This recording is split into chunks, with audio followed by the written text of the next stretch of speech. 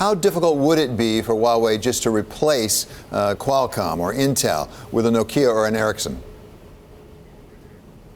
Well, I mean, Nokia and Ericsson aren't suppliers to Huawei. They are competitors. The chipsets are really the sort of key components here. Now, Huawei has its own chips business where it develops its own semiconductors called Hisense, and increasingly it is leaning more on that. There are other suppliers, of course, in the US who do other parts of the supply chain and on which Huawei leans. Now, I think probably there's a scoop on the terminal right now saying that Huawei has been stockpiling for about a year and has 3 months worth of supplies. Of course, a year ago, we had the Trump administration do much the same with ZTE, which is a smaller but also Chinese telecommunications equipment maker. They cut off access to US suppliers. That's a sort of warning shot across the bows, and one can well imagine that as a consequence of that, Huawei recognize they have to be able to stand alone to a certain extent. Well, the ZTE is a very different case, as Wilbur Ross said, John. He said it's a very different case, and in part, he said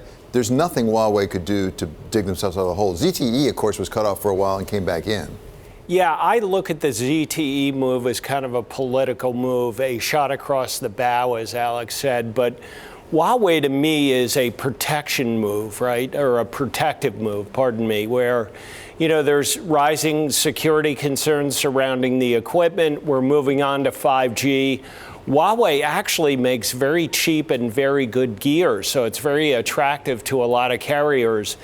I think, to be clear, AT&T and Verizon, T-Mobile, they don't use Huawei, I think, in part because of those concerns. But smaller carriers may, and I think the U.S. wants to get in front of that now for 5G.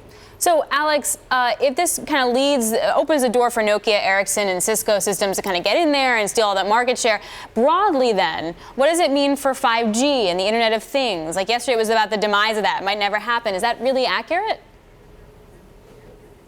No, I mean, Nokia and Ericsson, as John quite rightly says, if you're a US carrier and you want to do any government business right now in 4G, you can't use Huawei equipment because of the concerns about security. Now, where Huawei has been able to supply the US market is in the Internet of Things, in industrials, for example. Now, increasingly, as we move from 4G into 5G, you're going to have factories and hospitals and farms and office buildings and any number of things running not on cables and not on Wi-Fi, but on 5G networks. And that's a huge opportunity for all of these suppliers, Nokia and Ericsson, as you say, also Huawei, also Cisco, also, interestingly, Samsung. And Huawei coming out of the picture as the biggest player does create a huge opportunity for these guys to get into that space and hoover up a lot of the growth. So, John, a further question is what comes next? I mean, if we can learn from the trade negotiations, China tends to respond. What can China do to react to what President Trump has done now? So I'll start by saying that's the big concern, right? Huawei is a very important company to China because of their desire to lead in tech. Huawei is the largest telecom equipment company in the world, so it's really their shining star. My concern is that they may begin to eye Apple as a potential tool to get back at the U.S. So far in this whole trade war, Apple has sort of fallen outside the blast radius, for lack of a better word, and I think the risk is rising for them. And think about China. For Apple, it's 20% of sales, and most of that is probably iPhone. So, Alex, how bad could it get if China really wanted to go after us on tech, telecom generally?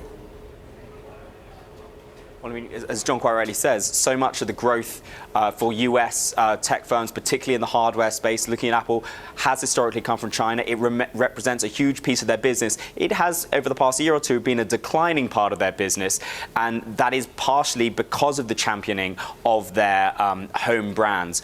Equally, we can't remember that there is a symbiosis here because there are so many jobs in China which are dependent upon Apple, upwards of 1 million jobs. That's not something that they can easily turn the spigot and eliminate those positions. So Apple does have that slight buffer. But yes, China is depending hugely on 5G. It wants to be the leader in 5G. That's not necessarily about owning 5G outside of China, but in terms of turbocharging its own growth and its own industrial capabilities with this new technology. And by cutting off the supply to Huawei, that really endangers that. So the likelihood of a pretty strong reaction to me seems pretty high.